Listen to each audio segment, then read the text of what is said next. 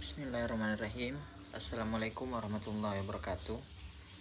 Saya Muhammad Rafli, mahasiswa semester 5 jurusan Bahasa dan Sastra Arab Fakultas Adab dan Humaniora Universitas Islam Negeri Alauddin Makassar, ingin mempresentasikan esai yang sudah saya buat dalam mata kuliah ilmu semiotik dengan tema resepsi pembaca dalam karya sastra Arab. Yang pertama itu resepsi sastra dalam ilmu semiotika Arab. Yang dapat kita pahami pertama, bahwasanya resepsi sastra itu bergantung pada subjektivitas yang dimiliki oleh pembaca dalam memahami suatu karya sastra, yang mana dengan pendekatan resepsi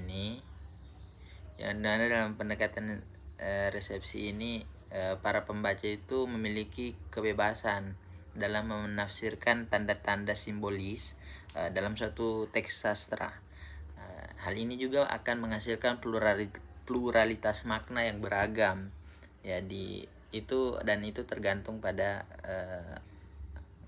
latar belakang yang dimiliki oleh para pembaca atau objek-objek sastra yang didapati. Dan penelitian yang semacam ini masih sangat relevan dengan karya sastra modern, juga masih sangat kurang diminati oleh para peneliti sastra. Maka penting untuk memperkaya kajian yang objeknya itu merupakan bahasa Arab namun dengan pendekatan semiotika, terkhusus pada resepsi sastra. Selain dari pendekatan semiotika itu, resepsi sastra, bahasa Arab juga memiliki banyak karya sastra yang sangat kaya akan unsur-unsur semiotika, sehingga dapat lebih mempresentasikan dari resepsi sastra yang lebih beragam. Seperti diantaranya itu sastra jahiliyah, yang mana sastra jahiliyah itu kaya akan metafora dan sebagainya, itu seperti dalam sastra Arab, dalam keadaan masyarakat Arab jahiliyah pada saat itu, seperti padang pasir yang melambangkan tantangan, atau oasis, tempat mata air yang melambangkan suatu harapan. Atau pada karya sastra modern seperti sastrawan modern Arab itu Najib Mahfuz, yang karya sastranya itu kaya akan sindiran-sindiran simbolis terhadap politik pemerintahan. Atau juga ada karya dari Khalilawwa Dimnah yang sering menggambarkan karakter-karakter atau sifat-sifat manusia itu dengan hewan-hewan tertentu. Kemudian semiotika dan resepsi sastra. Teks sastra itu dapat dilihat sesuai dengan lapisan masyarakat yang beragam, sehingga melahirkan interpretasi atau resepsi yang beragam pula.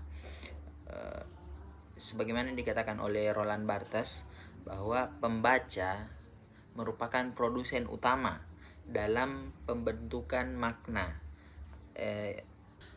Berikutnya ialah interaksi antara pembaca dengan teks. Salah satu yang menjadikan resepsi pembaca terhadap karya sastra itu ialah seberapa jauh interaksinya terhadap teks, dan ini sangat dipengaruhi oleh latar belakang yang dimiliki oleh pembaca. Ketika ia menginteraksikannya dengan pendekatan-pendekatan sosial yang ia miliki, seperti kategori sosial atau pendidikan, aspek historis, geografis, maka ia dapat menghasilkan resepsi makna yang baru, menghasilkan resepsi makna yang lebih beragam atau lebih unik, yang tidak digunakan oleh orang lain dalam pendekatan-pendekatan yang serupa. Jadi beberapa aspek latar belakang yang dimiliki oleh sang pembaca itu menentukan hasil resepsi pembaca dalam karya sastra itu. Nah, itu sangat berpengaruh dipengaruhi oleh seberapa jauh interaksi antara pembaca dengan karya sastra, teks karya sastra yang ia dapatkan. Kemudian berikutnya ialah pluralitas makna dan latar belakang pembaca.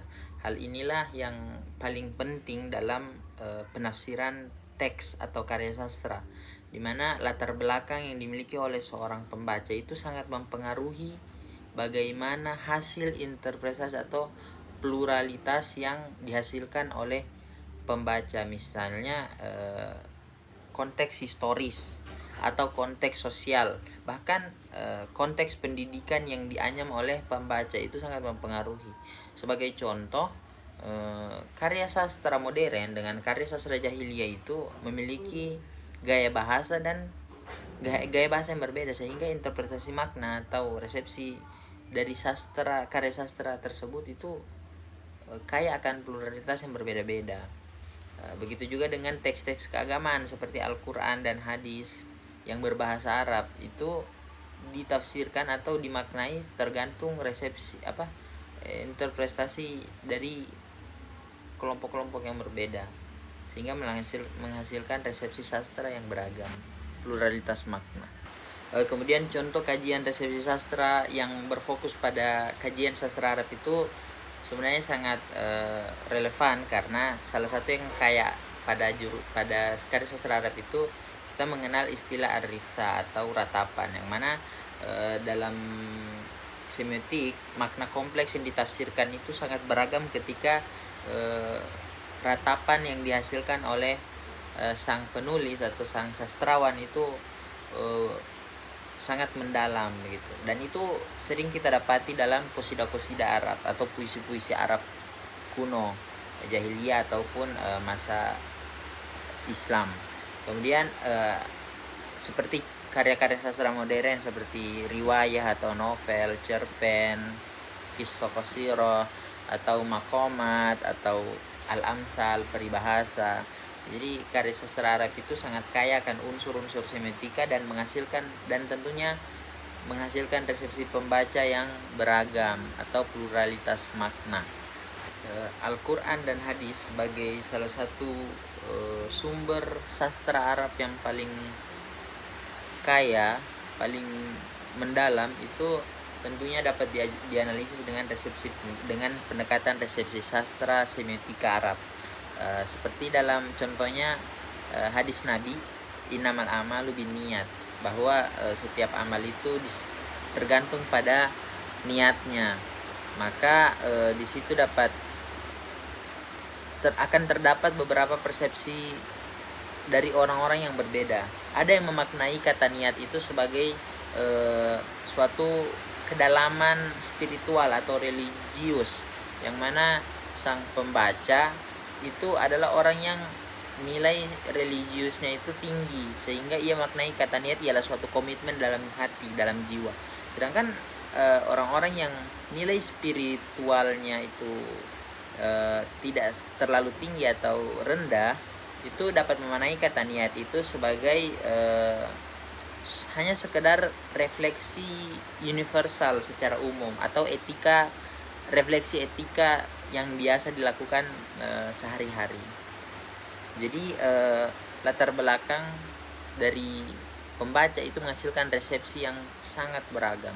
Berikutnya yang menjadi tantangan dan peluang dari kajian resepsi sastra semiotika Arab itu sendiri yakni kurangnya akses ke beberapa karya sastra klasik atau manuskrip kuno yang masih sulit untuk diakses. Ini menjadi satu tantangan bagi pengkaji semiotika sastra Arab. Kemudian yang menjadi peluang ialah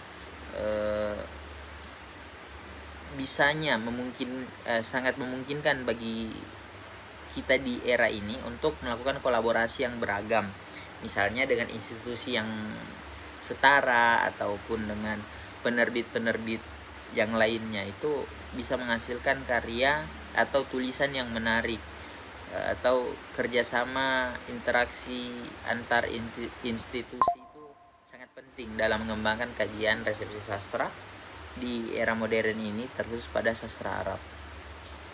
Ya, itu tadi presentasi yang dapat saya sampaikan dari esai, dari apa yang saya tulis di dalam esai saya. Lebih dan kurangnya saya mohon maaf.